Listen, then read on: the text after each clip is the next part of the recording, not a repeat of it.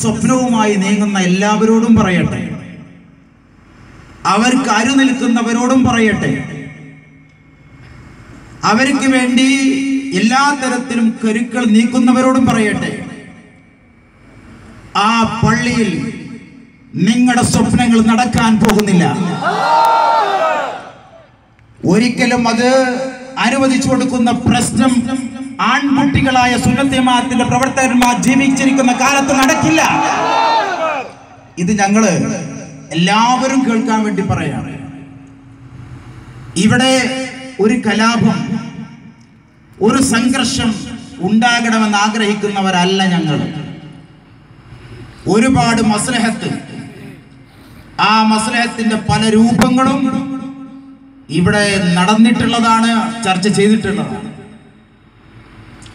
രണ്ട് കൂട്ടരും കൂടി സുന്നത്ത് ജമാഅത്തിന്റെ പ്രവർത്തകന്മാർക്കിടയിൽ രണ്ട് ഗ്രൂപ്പ് ഉണ്ട് എന്നുള്ളത് സുവ്യക്തമാണ്. ഒന്ന് സുൽത്താനുൽ മക്ക കാന്തപുരം AP ഉസ്താദിനെ അംഗീകരിക്കുന്നവ ഞങ്ങൾ, അള്ളാഹു മഹാനവർക്ക് ദീർഘായുസ്സും ആഫിയത്തും നൽകുമാറാവട്ടെ. അതല്ലാത്തവർ, അത് അംഗീകരിക്കാത്തവർ, അവരെ ഏതെങ്കിലും ഒരു നേതാവിനെ ചേർത്ത് പറയാൻ കഴിയില്ല. അതിൽ മുജാഹിദുണ്ട്, ജമാഅത്തുണ്ട്, എല്ലാവരും ഉണ്ട്. ആ വിഭാഗം എല്ലാം കൂടി ഒന്നിച്ച്, അത് യാഥാർത്ഥ്യമാണ്. പക്ഷേ ആ കൂട്ടത്തിൽ സുന്നികളായ ആൾക്കാരുണ്ട്. ഈ രണ്ട് വിഭാഗം കൂടി ഒന്നിച്ച് വളരെ സന്തോഷകരമായ രൂപത്തിൽ പോയിരുന്നൊരു പള്ളി, ആ പള്ളിയിൽ ഞങ്ങൾക്ക് പള്ളികൾ സ്വന്തമാക്കണമെന്ന അജണ്ടകൾ കേരളത്തിനകത്ത് ഇവർ നടപ്പിലാക്കാൻ തുടങ്ങിയിട്ട് കാലങ്ങൾ കുറേയായി. അത്തരമൊരു ലിസ്റ്റിൽ പള്ളിക്കൽ ബസാർ വന്നു ചേരുന്നു. ഇവിടെ പ്രസംഗിച്ച മുസ്തഫ തങ്ങളോട് കൃത്യമായി ചോദിക്കട്ടെ, ഷെയറുമാർക്ക് അതിന്റെ വെള്ള വിതരണവുമായും അതുമായി ബന്ധപ്പെട്ട വിഷയത്തിലാണോ ഇവിടെ തർക്കമുണ്ടാകുന്നത്? ചോദ്യം പിന്നീട് വരും. എന്താ സംഭവിച്ചതെന്ന് ഇവിടെ പറയും. ഇല്ലാത്ത നുണകൾ.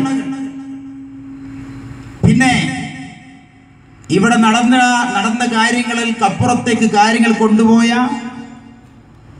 സംഘടനാ നേതാവ്, അദ്ദേഹത്തെ പ്രസംഗത്തെ നമ്മൾ കണക്കിലെടുക്കേണ്ടതില്ല.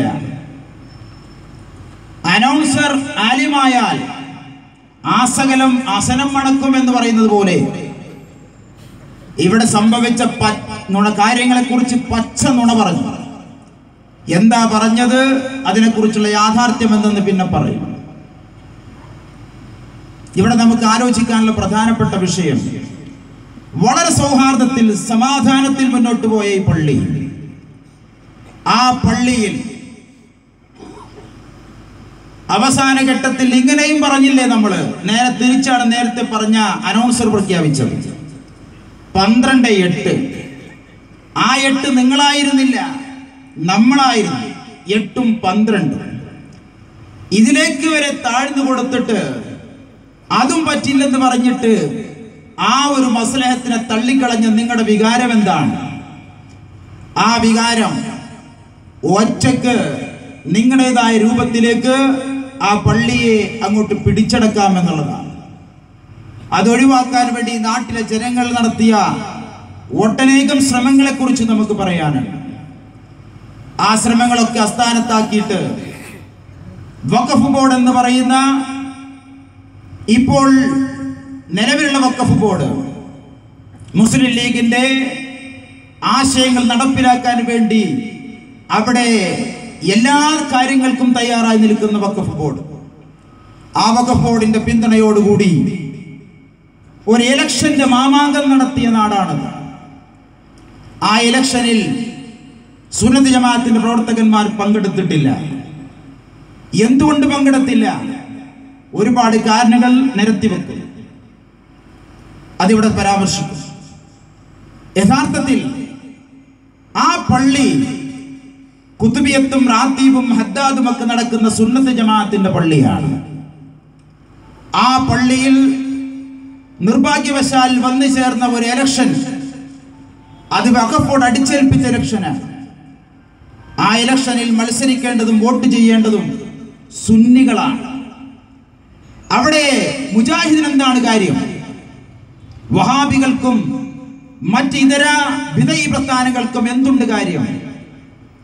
അവരെയൊക്കെ കൂട്ടുപിടിച്ച് ഇലക്ഷൻ ജയിക്കുന്നതിന് വേണ്ടി സുന്നത്ത് ജമാഅത്തിന്റെ പ്രവർത്തകന്മാരിൽ 30% പേര് വെട്ടിമാറ്റിയ, അതോടൊപ്പം എല്ലാ വിഭാഗ ജനങ്ങളെയും കയറ്റിക്കൂട്ടിയ ആ ലിസ്റ്റിനോട് എതിർപ്പുള്ള നമ്മൾ ബഹിഷ്കരിച്ചു.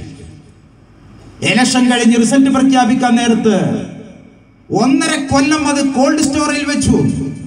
പ്രഖ്യാപിക്കാൻ കഴിയാതെ, അല്ലെങ്കിൽ ആരോടെങ്കിലും തിരുത്തി അത് കൃത്യമായിട്ട് പറയാൻ കഴിയാതെ എന്തുകൊണ്ടാണ് മൂടിവെച്ചത്? മഹാഭൂരിപക്ഷം ബഹിഷ്കരിച്ചവരാണ് ഭൂരിപക്ഷമെന്ന് വഖഫ് ബോർഡിന് പോലും ബോധ്യപ്പെട്ടു. അതുകൊണ്ട് കോൾഡ് സ്റ്റോറേജിൽ വെച്ചു. അതില്ല യാഥാർത്ഥ്യം. പിന്നീടൊക്കെ നടന്ന കരുനീക്കളെ കുറിച്ചൊക്കെ നമ്മൾ പത്രദ്വാരയും മറ്റൊക്കെ മനസ്സിലാക്കിയതാണ്. ഞങ്ങൾ തീർത്തും വിശ്വസിക്കുന്നു ഇത് ലീഗ് വൽക്കരണമാണ്. മുസ്തഫ തങ്ങൾക്ക് തന്റെ സംഘടനയിൽ പതുക്കെ പതുക്കെ നഷ്ടപ്പെട്ടുകൊണ്ടിരുന്ന എന്തോ ചിലത് തിരിച്ചു പിടിക്കാൻ പള്ളിയെ പോലും കരുവാക്കുന്ന നീക്കമാണ് ഇവിടെ നടക്കുന്നത്.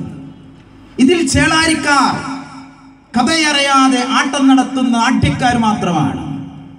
മുസ്ലിം ലീഗ് ആ മുസ്ലിം ലീഗിന്റെ പച്ചപ്പള്ളിയായിട്ട് മാറ്റാനുള്ള ശ്രമം മാത്രമാണ്. ഒരു കാലഘട്ടത്തിൽ ആർക്കും വേണ്ടാത്ത പ്രസ്ഥാനമായിരുന്നു മുസ്ലിം ലീഗ്. ജിന്നാ സാഹിബ് മുസ്ലിം ലീഗ് എന്ന് പറഞ്ഞ പ്രസ്ഥാനത്തെ രൂപപ്പെടുത്തിയപ്പോ ഇന്ത്യ രാജ്യത്തുള്ള മുസൽമാൻ മുഴുവനും അതിലെ കാട്ടി തൊളിക്കപ്പെടുമെന്ന് അയാളും കൂട്ടരും വിശ്വസിച്ചു. ആ സമയത്തും ഈ കേരളത്തിൽ എണ്ണം പറഞ്ഞ പണ്ഡിതന്മാരുണ്ടായിരുന്നു, മഹാരഥന്മാരായ പണ്ഡിതന്മാർ, അനേകായിരം ശിഷ്യന്മാരുള്ള പണ്ഡിതന്മാർ. അവരാരെങ്കിലും മുസ്ലിം ലീഗിൽ ഉണ്ടായിരുന്നുവോ? ഇല്ലായിരുന്നു. ഇത് പുതിയ തലമുറക്ക് അറിഞ്ഞുകൂടായിരിക്കാം. പഴയ തലമുറയോട് ചോദിച്ചാൽ അറിയാം. എന്തുകൊണ്ട് പ്രഗത്ഭരായ സാദാത്തുക്കളും ഉലമാക്കളും മുസ്ലിം ലീഗ് എന്ന പ്രസ്ഥാനത്തിലേക്ക് കടന്നു ചെന്നില്ല? അവരതിന്റെ തലപ്പത്തേക്ക് നോക്കി. ആ തലപ്പത്ത് കാണുന്നത് കൂടുതലും വിദഈ പ്രസ്ഥാനക്കാരും ഇസ്ലാമുമായി ബന്ധമില്ലാത്തവരുമാണ്. അതുകൊണ്ടല്ലേ ഇന്ത്യ രാജ്യത്തിന്റെ സ്വാതന്ത്ര്യ സമരം കത്തിയാളുന്ന സന്ദർഭത്തിൽ പോലും മുസ്ലിങ്ങൾ തിങ്ങിപ്പാർക്കുന്ന മലബാറിൽ മുസ്ലിം ലീഗിന്റെ പതാക പിടിക്കാനല്ല ഇവിടുത്തെ ജനങ്ങൾ ശ്രമിച്ചത്, ഖിലാഫത്തിന്റെ പ്രസ്ഥാനത്തിന്റെ പതാക പിടിക്കാനാണ്. ഇവിടെ ജനങ്ങളോട് സംസാരിച്ചത് മൗലാന ഷൗക്കത്ത് അലിയും മുഹമ്മദ് അലിയുമാണ് എന്നല്ലാതെ ഈ പറഞ്ഞ പ്രസ്ഥാനത്തിന്റെ ആരുമല്ല. അക്കാലത്തെ ആ പ്രസ്ഥാനത്തോട് ജനങ്ങൾക്ക് താല്പര്യമുണ്ടായിരുന്നില്ല. അവസാനം രാജ്യത്തെ വെട്ടിമുറിച്ചുകൊണ്ട് പാകിസ്ഥാൻ എന്ന് പറയുന്ന രാജ്യത്തിലേക്ക് ആ രാജ്യവുമായിട്ട് കടന്നുപോയപ്പോ വളരെ ചുരുക്കം ചില ആൾക്കാർ, കഥയറിയാതെ ആട്ടം കണ്ട ആൾക്കാർ, പാകിസ്ഥാൻ അല്ലെങ്കിൽ ഖബർസ്ഥാൻ എന്ന് വിളിച്ചവർ ഇവിടെ അങ്ങോട്ടും ഇങ്ങോട്ടും പോകാൻ കഴിയാതെ കട്ടപ്പെട്ടതിന്റെ ചരിത്രം നമുക്കറിയാം. രാജ്യത്തിന് സ്വാതന്ത്ര്യം കിട്ടിയിട്ട് വീണ്ടും അത് ആ മുസ്ലിം ലീഗിനെ വേറെ രൂപത്തിൽ വീണ്ടും പുനരവതരിപ്പിക്കുകയാണ്. സീതി സാഹിബ് അടക്കമുള്ള ആൾക്കാർ ഈ പ്രസ്ഥാനത്തെ വീണ്ടും പുനരാവിഷ്കരണം നടത്തിയപ്പോ എന്തേ കേരള മുസ്ലിങ്ങൾ വീണ്ടും ആ പ്രസ്ഥാനത്തോട് മുഖം തിരിഞ്ഞുന്നത്? അതിന്റെ തലപ്പത്തേക്ക് അവർ നോക്കി. ആ തലപ്പത്ത് അപ്പോഴും ഉണ്ടായിരുന്നത് പഴയ ഐക്യസംഘക്കാരാണ്. ബഹുമാനപ്പെട്ട പണ്ഡിതന്മാരെ മുശ്രിക്കുകളാക്കാൻ വേണ്ടി മത്സരിച്ചവരുടെ പടയാണ് അതിന് തലപ്പത്ത് മഹാഭൂരിപക്ഷം കണ്ടത്. അതുകൊണ്ട് അവർ കഴിഞ്ഞ പ്രസ്ഥാനമാണ്. അവസാനം രാഷ്ട്രീയ തന്ത്രത്തിന്റെ പേരിൽ ബഹുമാനപ്പെട്ട ബാഫക്കി തങ്ങളെ പ്രസ്ഥാനത്തിലേക്ക് നയിച്ചപ്പോ ധാരാളം ആൾക്കാർ പ്രസ്ഥാനത്തിലേക്ക് കടന്നു വന്നു. അതിനർത്ഥം കേരളീയ ജനത സാദാത്തുക്കളെ ബഹുമാനിക്കുന്നു എന്നാണ്. സാദാത്തുക്കളെയും ഉലമാക്കളെയും ബഹുമാനിക്കുന്നു. അതിനുശേഷം മാത്രമാണ് പച്ച ലീഗിന് അല്പം പച്ച പിടിച്ചു തുടങ്ങിയത്. അപ്പോഴും പാണക്കാട്ടെ തങ്ങന്മാർ മുസ്ലിം ലീഗിൽ അപ്പോഴും വന്നിരുന്നില്ല. കോൺഗ്രസിന്റെ അനുഭാവം പുലർത്തിയിരുന്നവര് ബാഫക്കി തങ്ങളുടെ നിർദ്ദേശപ്രകാരമാണ് മുസ്ലിം ലീഗ് ചേരുന്നത് എന്ന് യാഥാർത്ഥ്യം നമ്മൾ തിരിച്ചറിയുന്നു. എന്നിട്ട് ആ സയ്യിദന്മാരെ മുമ്പിൽ നിർത്തിക്കൊണ്ടാണ് ഈ തരത്തിലുള്ള തിട്ടൂരങ്ങളൊക്കെ കാണിക്കുന്നത്. ഞങ്ങൾ വീണ്ടും ചോദിക്കുന്നു, പള്ളിയിൽ നിങ്ങൾക്ക് എന്താണ് കാര്യം? മുസ്ലിം ലീഗുകാരാ, പള്ളിയിൽ നിങ്ങൾക്ക് എന്താണ് കാര്യം?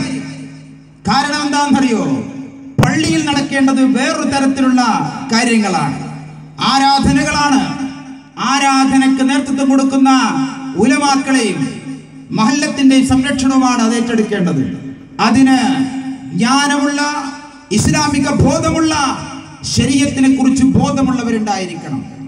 നിങ്ങൾ മുസ്ലിം ലീഗുകാർ, ഈ പള്ളിക്കൽ ബസാർ പള്ളി പിടിച്ചടക്കാൻ ശ്രമിക്കുന്ന മുസ്ലിം ലീഗുകാർ, ആ മുസ്ലിം ലീഗുകാര് പലിശയ്ക്ക് വേണ്ടി മത്സരിക്കുന്നവരല്ലേ?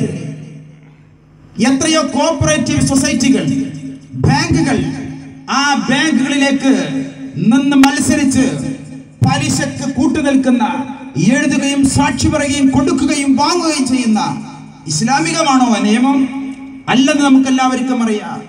സ്വന്തം ഉമ്മയെ 40 വട്ടം വ്യഭിചരിച്ചതിന് തുല്യമാണ് യഥാർത്ഥത്തിൽ പലിശ ഇടപാടുകൾ എന്ന് പഠിപ്പിച്ച മുഹമ്മദ് മുസ്തഫ സല്ലല്ലാഹു അലൈഹി വസല്ലമയുടെ ശരീഅത്തിന് വിരുദ്ധമായി ഈ രാജ്യത്ത് പലിശ കൂടാരങ്ങൾ വെച്ച് ജീവിക്കുന്ന നിങ്ങൾക്ക് എന്താണ് പള്ളിയിൽ കാര്യം?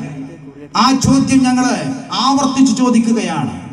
സ്ത്രീകൾ, കണ്ണ് കാണാത്ത സ്വഹാബി റസൂലുള്ളാഹി സ്വല്ലല്ലാഹു അലൈഹി വസല്ലമയ്ക്ക് അടുത്തേക്ക് വരുമ്പോ ഭാര്യമാരോട് വീട്ടിനകത്തേക്ക് കടന്നു പോകാൻ പറഞ്ഞ മുഹമ്മദ് മുസ്തഫ സല്ലല്ലാഹു അലൈഹി വസല്ലമ, അദ്ദേഹം കണ്ണ് കാണാത്ത അന്ധനല്ലേ എന്ന് ചോദിച്ചപ്പോ അദ്ദേഹത്തെ കാണാൻ നിങ്ങൾക്ക് കണ്ണില്ലേ എന്ന് ചോദിച്ച പ്രവാചകന്റെ ഉമ്മത്തില് കണ്ട തെരുവിൽ മുഴുവനും, ജാഥയിലും സ്റ്റേജിലും പഞ്ചായത്തിലും ബാങ്കിലും പെണ്ണുങ്ങളെ കൊണ്ട് നിറച്ചു വെച്ച പെണ്ണുങ്ങൾക്ക് അധികാര കേന്ദ്രത്തിലേക്ക് കോണി വെച്ചു കൊടുത്ത മുസ്ലിം ലീഗുകാരാ, നിനക്കെന്താണ് പള്ളിയിൽ കാര്യം?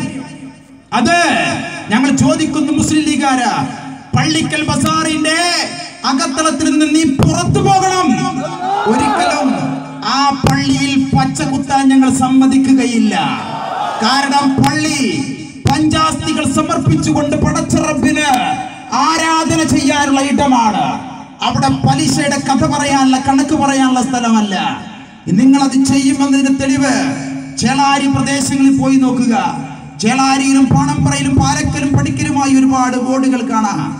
അവിടെ ഒരു പള്ളിയുണ്ട്, ഒരുപാട് നാളത്തെ ചരിത്രമുള്ള പള്ളി. കരണയിൽ പള്ളി എന്നതിന് പേര് പറയും. ടിപ്പു സുൽത്താന്റെ കാലത്ത് ആ പള്ളിയുടെ പരിസരത്ത് അവർ വിശ്രമിച്ചിരുന്നു എന്ന് യഥാർത്ഥത്തിൽ പേര് പറയാതെ ഒരു സൂചനകളിലൂടെ ചരിത്രത്തിൽ കാണാം. ആ പള്ളി ഇന്നതിന്റെ പേര് കരണയിൽ പള്ളി എന്നത് മാറിയിട്ട് ഖൈദേ മില്ലത്ത് എന്ന പള്ളിയായിട്ട് മാറിയിട്ടുണ്ട്. ആ പള്ളിയിൽ കസേരയിട്ടുകൊണ്ട് മുസ്ലിം ലീഗിന്റെ സമ്മേളനം നടത്തിയ, കൺവെൻഷൻ നടത്തിയ ചിത്രം വാട്സപ്പിലും ഫേസ്ബുക്കിലും എല്ലാവരും കണ്ടു. പള്ളിയിൽ കസേരയിട്ടുകൊണ്ട് മുസ്ലിം ലീഗിന്റെ യോഗം നടത്തുക, അതിനെ വിമർശനാത്മകമായി ജനങ്ങൾ പ്രതികരിച്ചപ്പോ വാട്സപ്പിലും ഫേസ്ബുക്കിലും അതിനനുകൂലിച്ചുകൊണ്ടൊരു മുസ്ലിം ലീഗുകാരന്റെ കമന്റ്, ഞങ്ങളെ പള്ളി, ഞങ്ങളെ സ്ഥലം, ഞങ്ങളെ പറമ്പ്, നിങ്ങൾക്ക് എന്താ കാര്യം? ചോദിക്കട്ടെ മുസ്ലിം ലീഗുകാരാ, നിങ്ങൾക്ക് മുസ്ലിം ലീഗിന്റെ യോഗം നടത്താനുള്ള ഭവനമാണോ അല്ലാഹുവിന്റെ പള്ളി? നടക്കില്ല മക്കളെ. നിങ്ങൾ കുറെ കാലത്ത് അത്തരം കാര്യങ്ങളൊക്കെ ചെയ്തു വെച്ചിട്ടുണ്ടാകും. അവിടെ പ്രതികരിക്കാനുള്ള ശേഷി കുറഞ്ഞവരുടെ ആ പ്രതികരണ ശേഷിയിൽ മുതലെടുത്തുകൊണ്ട് നിങ്ങൾ മുന്നോട്ട് പോകുമ്പോ ആൾക്കരുത്തും മനക്കരുത്തും ബലക്കരുത്തുമുള്ള പള്ളിക്കസ്ബസാറിന്റെ ചുണക്കുട്ടികൾ ജീവിച്ചിരിക്കുന്ന മണ്ണാണിത്. നടക്കാൻ പോകുന്ന കാര്യമല്ല. തീർത്തും ഞങ്ങൾ പറയട്ടെ, ഇത് നിങ്ങളുടെ സംഘടന ഏറ്റെടുത്തിട്ടെങ്കിൽ ഞങ്ങൾക്ക് സംഘടന ഏറ്റെടുക്കേണ്ട ആവശ്യമില്ല. അതിന് പറ്റുമല്ലോ, ഇവിടെ തന്നെ ഉണ്ട്. അത് ഞങ്ങൾ തീർത്തും പറയാണ്. കാരണം പ്രസംഗിച്ചവർ പറഞ്ഞു, ഭരണകാലത്ത് ഞങ്ങൾക്ക് മന്ത്രിമാരും പോലീസും, പ്രതിപക്ഷത്ത് വന്നപ്പോ കുഞ്ഞാലിക്കുട്ടി സാഹിബിന് ഒരൊറ്റ ഫോൺ വിളിയെന്ന്. ഞങ്ങൾക്ക് ആരുമില്ല, പക്ഷേ റബ്ബുണ്ട്. ആ റബ്ബുണ്ട്. പടച്ച റബ്ബിന്റെ അപാരമായ തൗഫീഖ് കൊണ്ട് നിങ്ങളെയൊക്കെ നിലക്ക് നിർത്താൻ ഞങ്ങൾ മതി.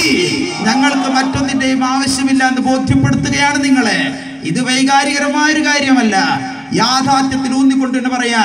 ഞങ്ങൾ പറയട്ടെ, നിങ്ങൾ CCTV വെച്ചുകൊണ്ട് ഭരണകർത്താക്കളുടെ പിന്തുണ പിൻവഴിയിലൂടെ നേടിയിട്ടോ അല്ലെങ്കിൽ രാഷ്ട്രീയ സ്വാധീനം ഉപയോഗിച്ചിട്ടോ ഏതൊക്കെ തരത്തിൽ മുന്നോട്ട് പോയാലും ഒരു കാര്യം പറയട്ടെ, സ്വൈര്യമായി സ്വൈര്യമായി സമാധാനത്തോടെ നിങ്ങൾക്ക് മുന്നോട്ട് പോകാൻ കഴിയില്ല മക്കളെ. ഞങ്ങള് പള്ളിയിൽ ആ പഴയ പ്രതാപത്തിലേക്ക് കൊണ്ടുവരിക തന്നെ ചെയ്യും. ഇവിടെ ഒരു കാര്യം കൂടി പറയട്ടെ, കേരളത്തിന്റെ തെരുവീഥികളിൽ മുഴുവനും ഇങ്ങനെ ഈ മുസ്ലിം ലീഗുകാർ പള്ളി കയറി ഭരിക്കാൻ തുടങ്ങിയാല് പിന്നെ ഇവിടെ മുസ്ലിം ലീഗിൽ മാത്രമേ ഉള്ളൂ. എത്രയോ പാർട്ടികളില്ല ഇവിടെ എത്രയോ പാർട്ടികളുണ്ട്. ഒരു തെളിവുണ്ട്, അവിടെ കൊന്നാളടാ, അടിച്ചു നിരപ്പാക്കി കളടാ എന്ന് ഈ മറ്റൊരു മഹല്ലത്തുകാരനായ മുസ്തഫ തങ്ങൾ പറയുമ്പോ അതിനൊക്കെ നിന്നു കൊടുക്കുന്നവരെ അവർ ഈ പള്ളിക്ക് നേരെ വന്നു ഇതൊന്ന് ശരിയാക്കാന്ന്. ആ ശരിയാക്കാൻ വന്നവർക്ക് നേരെ ഇവിടെ പ്രതിരോധിച്ചു നിർത്തത്. ആ പ്രതിരോധിച്ചു നിൽക്കാൻ നമ്മുടെ പ്രവർത്തകന്മാർ അവിടെ നിൽക്കുമ്പോഴും ഈ പള്ളി തൊടാതിരിക്കാൻ ശ്രമിച്ച ഇവിടത്തെ മറ്റ് രാഷ്ട്രീയക്കാർ, സഖാക്കളടക്കമുള്ള രാഷ്ട്രീയക്കാർ, അവരിലുണ്ട് മുസ്ലിങ്ങള്, ഒരുപാട് ആൾക്കാര്, പല പ്രസ്ഥാനക്കാർ, കോൺഗ്രസ്, മാർക്സിസ്റ്റ് പാർട്ടി, BSP തുടങ്ങിയ ഒരുപാട് പാർട്ടിക്കാർ, ഇവരൊക്കെ വന്നിട്ട് പള്ളി ഇങ്ങനെ ഓഹരി ചെയ്താല് ഈ നാട്ടിൽ പിന്നെ എന്താ നടക്കുക? ദീനി കാര്യമാണ് പള്ളിക്കൽ നടക്കുക. രാഷ്ട്രീയ യോഗല്ലേ, എല്ലാവർക്കും കൂടി വന്ന് ഓഹരിച്ചെടുക്കാൻ മാത്രമുള്ളതാണ് നമ്മുടെ പള്ളി. അതുകൊണ്ട് കാലം മാറിയെന്ന വസ്തു നിങ്ങൾ മനസ്സിലാക്കണം. കാലവും മാറിയിട്ടുണ്ട്, കഥയും മാറിയിട്ടുണ്ട്. അതുകൊണ്ട് ഒരു സത്യം പറയട്ടെ, ഇന്ന് കേരളത്തിലെ മുസ്ലിങ്ങള് എല്ലാവരും മുസ്ലിം ലീഗുകാരാണ് എന്ന ധാരണ ആർക്കും വേണ്ട. ഒരുപാട് പാർട്ടിക്കാരുണ്ട്, പാർട്ടി ഇല്ലാത്തവരുണ്ട്. നിസ്കരിക്കാൻ, നോമ്പ് നോൽക്കാൻ പള്ളി അനിവാര്യമാണ് തോന്നുന്നവരാണ്. പള്ളിക്കകത്തേക്ക് നിങ്ങളെപ്പോലെ കൊടി പിടിച്ചുകൊണ്ട് വരാതിരിക്കുന്നത് പള്ളി പരിപാവനമാണെന്ന് അവർക്ക് ബോധ്യമുള്ളതുകൊണ്ടാണ്. നിങ്ങൾക്ക് പള്ളിയും കണക്കാണ്, ചന്തയും കണക്കാണ്, പള്ളിക്കുളവും കണക്കാണ്. ആ ഒരു ധാരണയിലാണ് നിങ്ങൾ പള്ളികൾ നിരങ്ങുന്നത്. അതുകൊണ്ട് ഞാൻ അവസാനിപ്പിക്കട്ടെ, ഒരൊറ്റ കാര്യം പറയട്ടെ. ഞങ്ങള് ഇങ്ങനെ ഒരു സമ്മേളനം വിളിച്ചുകൂട്ടി, അതേപോലെ നേരത്തെ ഒരു പ്രകടനം നടത്തി, ഞങ്ങളുടെ വികാരം പ്രകടിപ്പിച്ചിട്ട് ഞങ്ങൾ അങ്ങോട്ട് മാറി നിൽക്കുന്നു കരുതണ്ട. ഇതിന്റെ പരിസര പ്രദേശത്ത് ഞങ്ങൾ ഉണ്ടാകും, നിങ്ങളെ തെരഞ്ഞു തന്നെ ഉണ്ടാകും. ഞങ്ങൾ തീർത്ത് പറയാണ്, ഞങ്ങൾ ഈ പരിസരത്തുണ്ടാകും. മാന്യമായ മസ്ലഹത്ത്, അതിന്റെ അവസാനത്തെ പടി വരെ പോകാൻ ഞങ്ങൾ തയ്യാറാണ്. കാരണം പള്ളി അത് മുസൽമാൻ അവകാശപ്പെട്ടതാണ്. ആ പള്ളിയിൽ സുന്നത്ത് ജമാഅത്തിന്റെ ആചാരങ്ങളും അനുഷ്ഠാനങ്ങളും നടക്കാൻ ഏത് തരത്തിലുള്ള കോംപ്രമൈസിനും തയ്യാറാണ്. അതേ സമയത്ത് കോംപ്രമൈസുകൾ മാറ്റിവെച്ച് ഞങ്ങളെ ഒതുക്കാനാണ് ശ്രമമെങ്കിൽ ആ ഒതുക്കുന്നവർ മനസ്സിലാക്കേണ്ടത്, ഞങ്ങളുടെ കൈകൾ ഞങ്ങൾ ഒരിക്കലും പിന്നോട്ട് പിടിച്ച് കെട്ടിയിട്ടില്ല എന്നും ആ കൈകളിൽ നല്ല പസിൽ പവറുള്ള ചെക്കന്മാര് ജീവിച്ചിരിപ്പുണ്ട് എന്ന യാഥാർത്ഥ്യം ഞങ്ങൾ പറയാൻ ഞങ്ങൾ ആഗ്രഹിക്കുകയാണ്. അതുകൊണ്ട് തന്നെ മാഞ്ഞാളക്കളി വേണ്ട, ഈ പള്ളിയിൽ അനാവശ്യമായ കടന്നുകയറ്റവും വേണ്ട. പ്രസംഗങ്ങളെ കൊണ്ട് മറ്റുള്ളവരെ വേദനിപ്പിച്ചുകൊണ്ട് കടന്നു പോകാമെന്നും ഇതിങ്ങനെ കുറച്ചു കാലം കഴിയുമ്പോഴേക്ക് ഞങ്ങൾ മറക്കുമെന്നും കരുതണ്ട. ഞങ്ങള് നല്ല ദീനിന്റെ ബോധമുള്ള ആൾക്കാരാണ്. ദീനിനു വേണ്ടി, സുന്നത്ത് ജമാഅത്തിന് വേണ്ടി പക കനലായി നെരിപ്പോടായി നെഞ്ചിൽ സൂക്ഷിച്ചു വെച്ചുകൊണ്ട് എത്ര കാലം വരെയും ഞങ്ങൾ നിങ്ങളുടെ പിന്നാലെ ഉണ്ടാകും. ഇത് ഒരു പക്ഷേ സംഘടനാപരമായ തീരുമാനമാണെങ്കിൽ അങ്ങനെ കിടക്കട്ടെ, അതല്ല പ്രാദേശികമാണെങ്കിൽ അങ്ങനെ കിടക്കട്ടെ. ഞങ്ങൾക്ക് ഈ പള്ളിയുടെ വിമോചനം ആവശ്യമാണ്. ഇത് ശ്രദ്ധിക്കുന്ന നിഷ്പക്ഷരായ ആൾക്കാരോട്, ഒരു പക്ഷേ അധികാരികളുടെ പ്രതിനിധികളോട് പറയാനുള്ളത്, ഈ നാട്ടിൽ ഈ പ്രശ്നങ്ങൾ ആരംഭിക്കുന്നതിന് മുമ്പും ഇവിടെ AP സുന്നികളും ചെളാരി സുന്നികളും എല്ലാവരും ഒരേപോലെ നന്നായിട്ട് പ്രവർത്തിച്ചിരുന്ന ഒരു കാലഘട്ടം ഉണ്ടായിരുന്നല്ലോ. അതിലേക്കുള്ള തിരിച്ചുപോക്കാണ് നമ്മുടെ മഹല്ലത്തിന് ഏറ്റവും നല്ലത്. ഞങ്ങൾ തയ്യാറാണ്, മറുപക്ഷത്തോട് ചോദിക്കണമെന്ന് മാത്രം പറഞ്ഞുകൊണ്ട് അസ്സലാമു അലൈക്കും വറഹ്മത്തുള്ളാഹി.